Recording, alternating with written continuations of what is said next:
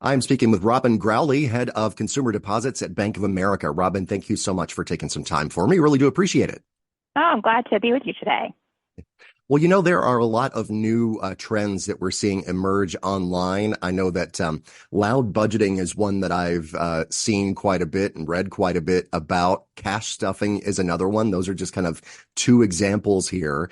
What about those trends and others, and how can people really kind of sift through those and determine what might be right for them? Yeah, loud budgeting, that is a newer trend that came from, I won't say went viral on TikTok in early 2024.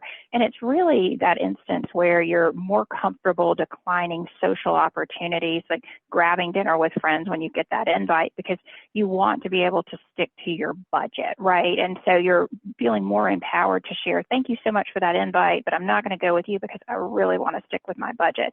In times past, those are the types of things that we really wouldn't talk about. We would just say, no, I'm not going to be able to go tonight. So, really understanding whatever the trend is, making sure that you've done your research to figure out how can this align to your strategy is really important.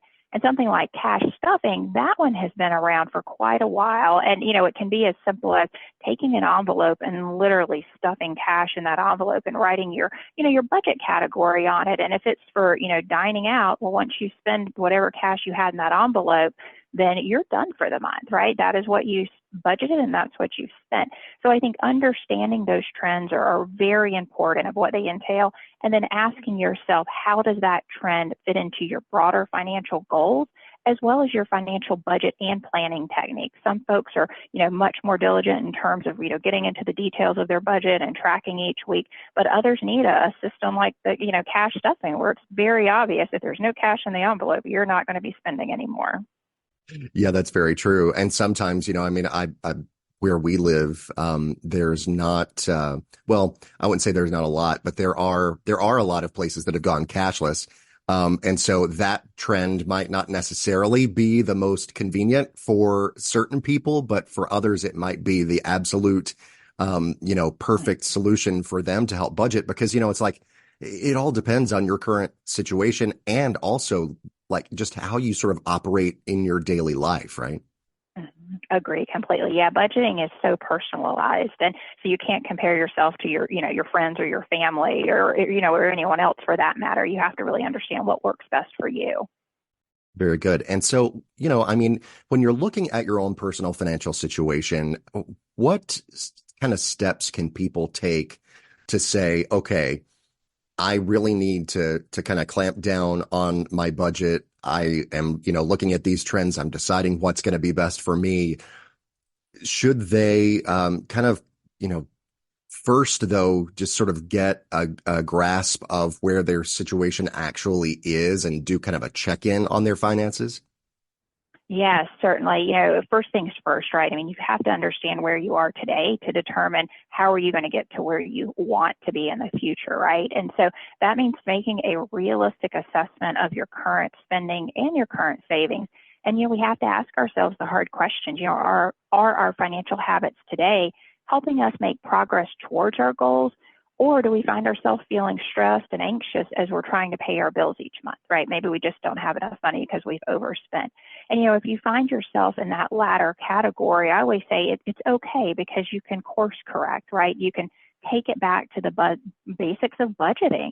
And, we find that many of, our clients and consumers out there, they have great intent in terms of setting up a budget, but life gets busy and setting up a budget seems daunting, so it never actually happens, right? They're not able to track their spending against the budget because they don't have it. And, if that is the case, I always recommend just, keep it simple with a budget. I mean, you can use the 50-30-20 rule, and that really is taking 50% of your after-tax income and using that to cover your needs. So like your rent or your groceries, 30% for your wants. Those are things like dining out, buying a pair of shoes, going golfing, whatever it may be. And then 20% you put into savings. And once you really have those guidelines, then it's easier to take what you have found in your financial assessment, your spending and your saving, compare it against those kind of rules of thumb, the 50-30-20, and figure out, are you overweight a little bit in terms of where you're spending on your wants? And if so, then let's figure out where you can pull back, and then that'll hopefully enable you to start saving more. Yeah, great advice there because, it's so important to not only, of course, focus on the here and the now. Obviously people have bills to pay and they, you have to live, you have to eat and do all of the things, but you also need to not forget future you and pay yourself as well. So great advice there. Well, Robin, just about time to run here. We're just about out of time, but anything else that you wanted to share before we have to go? Yeah, if your listeners are interested in learning more about financial guidance or any tips or tools, they can visit Bank of America's website at bettermoneyhabits.com. Easy to remember. Robin Growley with Bank of America. Thank you so much for your time. Really do appreciate it. Yeah, thanks again for having me.